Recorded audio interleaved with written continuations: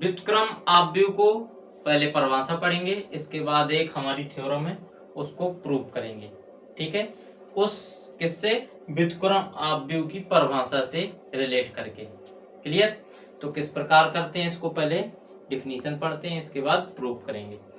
क्या कह रहा है व्युत्क्रम आपव्यू, उसकी डिफिनीशन क्या कहती है, किसी व्युत्क्रमणी वर्ग आपव्यू ए का, ठीक है, तो यदि कोई वर्ग आपव्यू ए, वर्ग आपव्यू जानते हैं ऐसा आपव्यू जिसका का हो पंक्ति और कॉलम दोनों क्या हो, इक्वल हो। यदि पंक्ति एम होगी तो हमारी स्तंभ भी क्या होना चाहिए, एम ही होना चाहिए। ठीक है, का व्युत्क्रम आपव्यू वह आपव्यू है जिसे मूल आपव्यू को गुणा करने पर इकाई आपव्यू प्राप्त होता है।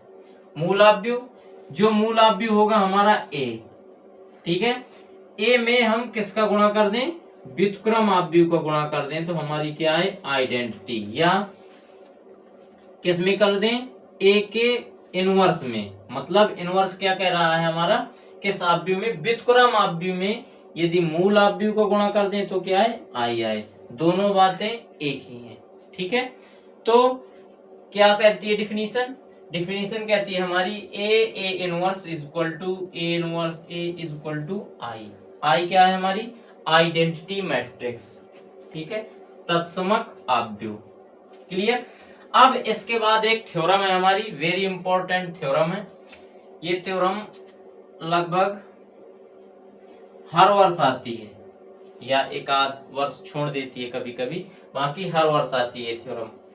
क्या कहती है थ्योरम, अद्वितीय प्रमेय, यदि ए तथा बी दो n क्रम के वर्ग आपव्यू हो, ठीक है, दो आपव्यू हैं, आपव्यू ए और आपव्यू बी, उनका जो क्रम है वो क्या है, n क्रम का है, जो व्युत्क्रमणी आपव्यू हैं, तो इस प्रकार से हमें प्रूव करना, LHS इक्वल टू RHS, इस प्रकार से प्रूव करना। तो प्रूव करने के लिए क्या करते हैं, सबसे पहले हम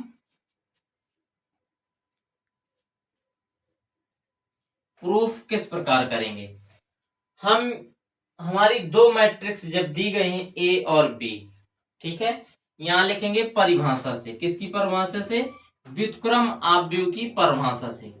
ठीक है, व्युत्क्रम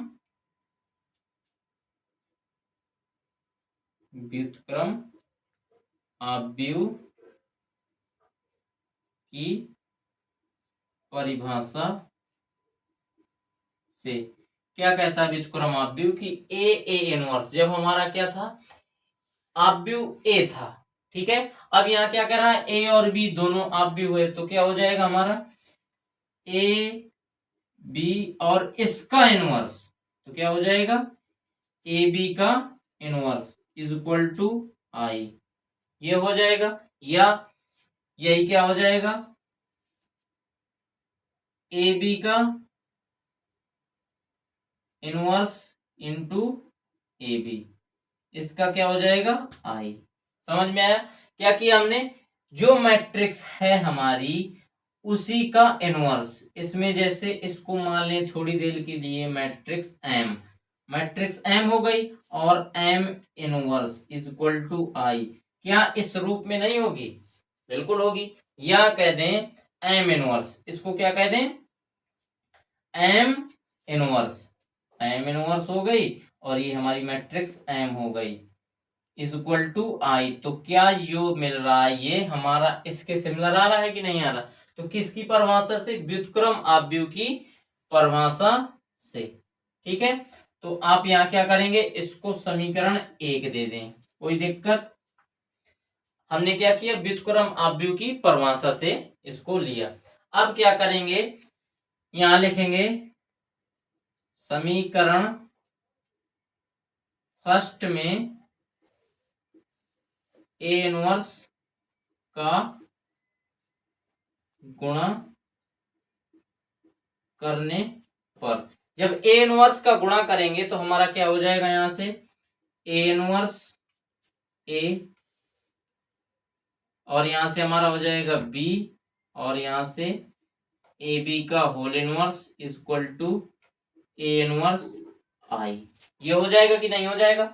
अब हम किसी भी मैट्रिक्स में, यहां से आप समझिएगा, किसी भी मैट्रिक्स में यदि हम ए इनवर्स आई का मल्टीप्लाई करते हैं तो हमेशा हमारी मैट्रिक्स स्वयं मैट्रिक्स आती है। कौन सी? किसी भी मैट्रिक्स हमारी, या ए इनवर्स हो या ए हो या बी हो, उसमें हम यदि आई का मल्टीप्लाई करेंगे, आई मतलब क्या? आइडेंटिटी मैट्रिक्स का, हमेशा हमारा क्या आएगा? ए इनवर्स, मतलब सेल्फ मैट्रिक्स, स्वयं की मैट्रिक्स आएगी। ठीक है, तो हमारा यहां से क्या हो जाएगा? ये ए इनवर्स ए क्या होता है हमारा? आई होता है। क्लियर? तो यहां से हो जाएगा अपना आई, फिर ये भी हो जाएगा, और यहां से ए बी का इनवर्स, ये हो गया अपना, is equal to A inverse. क्यों? क्योंकि हमारा क्या होता है इसमें? ए इनवर्स आई का मल्टीप्लाई करेंगे तो क्या आएगा? ए इनवर्स आएगा। क्लियर? अब इसके बाद क्या हो जाएगा हमारा? I B. अब I B is equal to B. कैसे? हम किसी भी मैट्रिक्स, जैसे एग्जांपल के तौर पर आपको समझाएं, यहां से जीरो मैट्रिक्स हमने ले ली, इसमें यदि हम आइडेंटिटी मैट्रिक्स का मल्टीप्लाई करें तो ऑलवेज हमारी कौन सी मैट्रिक्स आएगी? Zero matrix. अगर हम यहां से कोई रैंडम मैट्रिक्स 5 6 7 8 ले लेते हैं और इसके बाद आइडेंटिटी मैट्रिक्स का मल्टीप्लाई कराते हैं तो हमारी ये वाली मैट्रिक्स आएगी। कौन सी? 5 6 7 8। ठीक है, तो इससे क्या पता चलता है कि हम आइडेंटिटी मैट्रिक्स का मल्टीप्लाई किसी भी मैट्रिक्स में करते हैं। किसी भी मैट्रिक्स का मतलब ये है कि किसी भी वर्ग मैट्रिक्स में आइडेंटिटी मैट्रिक्स का मल्टीप्लाई करते हैं तो हमारी वही वर्ग मैट्रिक्स आती है। ठीक है, तो यहां से क्या हो जाएगा? आई बी का मतलब बी, यहां से हो गया अपना बी, और ए बी का inverse is equal to A inverse. Clear? ये हो गया। अब इसके बाद क्या करेंगे? इसके बाद इसमें यदि हम बी इनवर्स कर दें, यहां से लिखेंगे बी इनवर्स का गुणा करने पर, जब बी इनवर्स का गुणा करेंगे तो सिर्फ एक साइड नहीं करेंगे, क्या करेंगे? दोनों साइड करेंगे। तो यहां से कितना हो जाएगा? बी इनवर्स बी, और यहां से ए बी का inverse is equal to B inverse A inverse. क्या किया हमने? बी इनवर्स का दोनों पक्षों में मल्टीप्लाई कर दिया। क्लियर? अब क्या हो जाएगा? बी इनवर्स ए इनवर्स, हम बी इनवर्स बी क्या हो जाएगा हमारा? यहां से आई क्या हो जाएगा? यहां से लिख दें बी इनवर्स बी क्या हो जाएगा हमारा? आई। आई क्या है हमारी? आइडेंटिटी मैट्रिक्स, और ये कितना है हमारा? ए बी का inverse is equal to B inverse A inverse. Clear? अब क्या करेंगे हम? आई का मल्टीप्लाई किसी भी मैट्रिक्स में करते हैं तो स्वयं मैट्रिक्स आ जाती है, तो हमारी क्या आ जाएगी? ए बी का whole inverse is equal to B inverse A inverse. हमें क्या करना था? यही प्रूफ करना था। क्लियर? तो ये हमें प्रूफ करना था। क्या थी? कौन सी मैट्रिक्स थी? अद्वितीय प्रमेय थी हमारी। किसकी? दो मैट्रिक्स हमारी जब हो, किसकी? सेम क्रम की। क्लियर? अब क्या करेंगे? जैसे एक एग्जाम्पल हम दे रहे हैं, या आपको समझने के लिए, नॉलेज के लिए दे रहे हैं कि ए इनवर्स, यहां से ए बी का whole inverse is equal to क्या होता है? B inverse A inverse. ठीक है, इसी प्रकार अगर हमारा ए बी सी हो जाए, इसका होल इनवर्स होगा, क्या होगा? सी इनवर्स बी इनवर्स और ए इनवर्स। ठीक है, किस रूप से? इसी प्रकार से। ये सिर्फ आपके समझने के लिए है। Clear friends? तो हमें ये क्या हो गया? प्रूव्ड हो गया। इससे हमने क्या निकाला? इससे हमने ए बी सी का होल इनवर्स पता किया। सो फ्रेंड्स, उम्मीद है आपको लेक्चर समझ में आया होगा। अगर लेक्चर समझ में आए तो शेयर करें। Thank you.